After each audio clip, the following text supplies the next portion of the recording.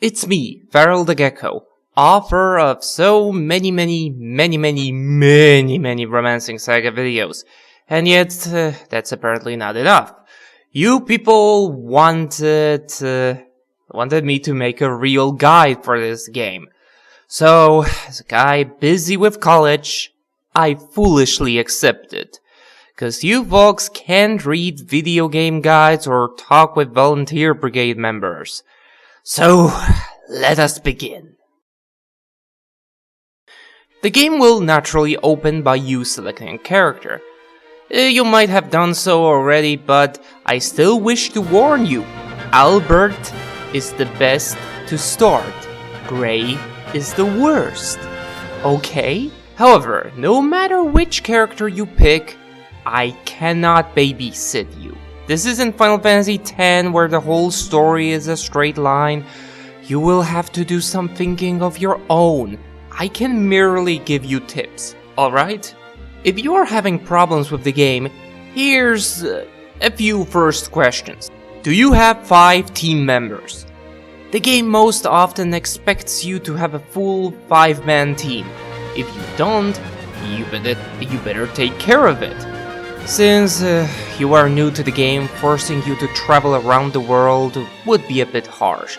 So here's a feature in the game made specifically for newbies.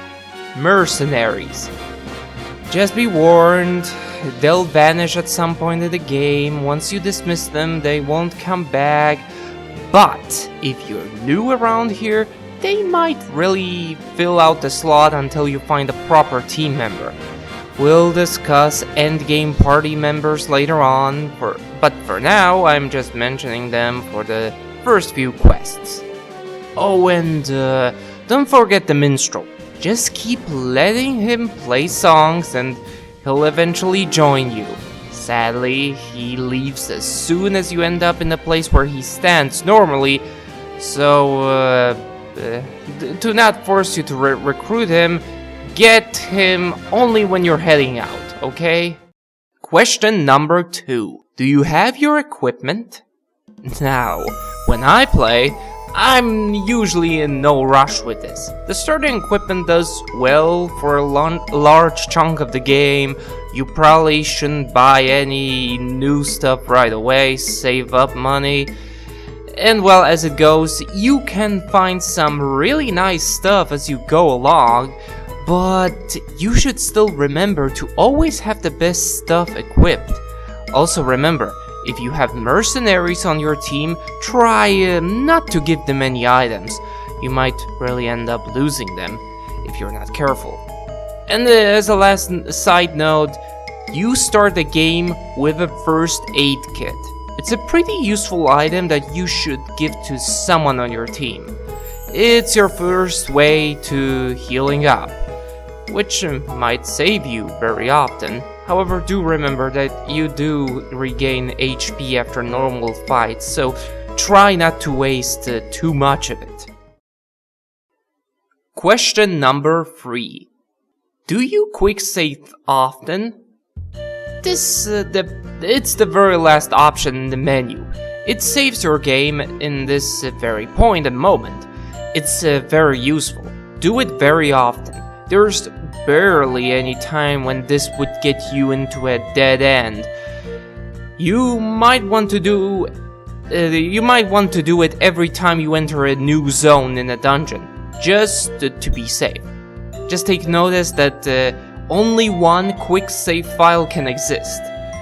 Well, if you have someone else playing the game, well, you might want to prefer to do permanent save files or something, but yeah, that's the next question. Question number 4.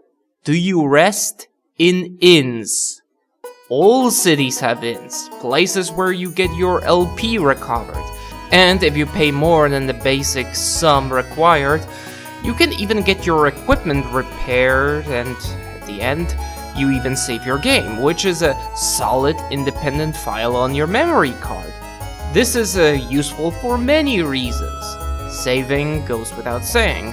Equipment getting repaired needs to be done sooner or later anyway, and most often just repairing it via in turns out cheaper than if you were to use a blacksmith. And recovering LP is the most essential part. If a character loses all LP, they die permanently. Unless you go to the netherworld, but let's ignore that. Also, if a main character loses all LP, it's game over. So don't forget about ins, okay? Now that we got the very basics out of the way, let's proceed with some more advanced things. Let's start by creating our endgame party, so that you know whom to properly level. If I may suggest something, the safest bet for your first game would be to stick with the main 8 characters. And Galahad. No, it's not what you think. Well, not entirely. Most of these characters are connected to specific quests and are required in them for them to work, so why not have them in the team already? Have them stick around. They're all available from pretty early on, and once you dismiss them, they are re-recruitable. And, you know, they're decent fighters. You don't need to have them. If you want someone else, take them. But I'm just saying, they're good to have. So now that you have your team consisting of 5 non-mercenary characters, let's pick the classes. I wish to say that if you have a specific character with a level 3 class already, or there's some class that you're really fond of, keep it. I suppose it's no big harm. I'm just helping out people who are clueless here. So here I'm mentioning a few of my favorites. Swordsman, Castle Knight, Imperial Knight, Imperial Marine, and then there's also the 2 classes that I consider obligatory for myself in each game. Rosalian Officer and Kajar Sentinel. I always take them. They're really good.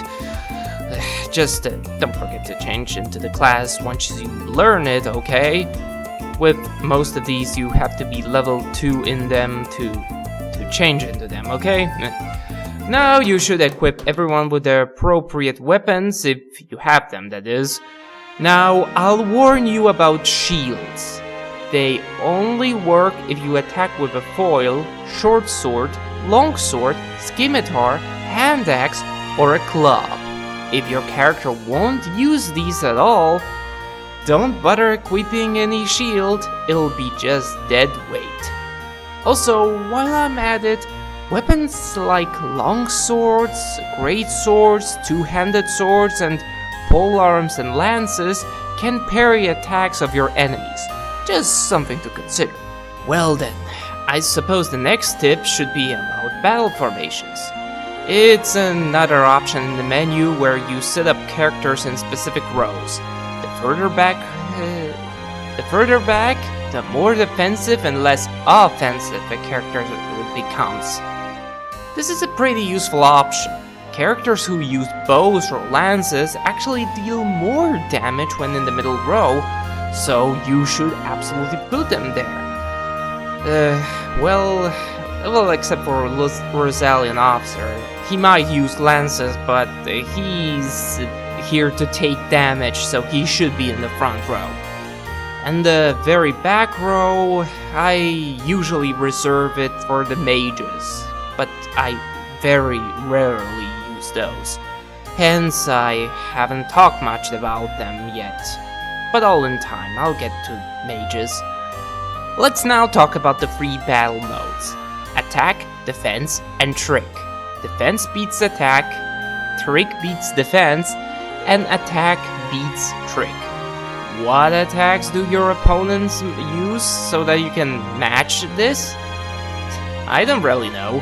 I mostly only care about these when using classes such as Swordsman or the Rosalian Officer, because they have abilities relying on specific modes being used. So it's best to let them have weapons which are already in those specific modes to begin with. You can change a weapon's battle mode at the blacksmiths. And well, there's also a fourth battle mode, and that's spellcasting, but it's kind of weird. Yeah, I guess I might as well get to the spells now. I bet some people are wildly tempted to go with magic, like give everyone all the spells, but that might not be a good idea. For one, some spells are really expensive, and well, I'm not sure it's a good idea at all.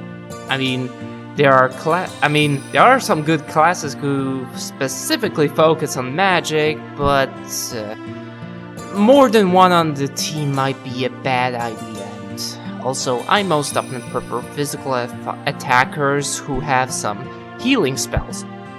To explain this properly, there's 10 schools of magic, of which only 8 are accessible by the player. However, I only consider 4 spells obligatory: Holy Water, Healing Water, Sunray, and Moonbeam. That's Hydrology and Cosmology. So usually the way I do it is the 4 characters other than my Rosalian officer do share duties about healing. 2 of them have Cosmology and the other 2 have Hydrology. Naturally, since Kajar Sentinel has Hydrology, that's what she gets and uses. But the rest, not to overcomplicate your life, if someone has very small BP regeneration per turn, give them Hydrology. If they have a higher one, feel free to give them Cosmology. Remember, some enemies are weaker against magic, hence I picked Sunray. And also, Healing Water does restore health, while Holy Water heals some physical status elements.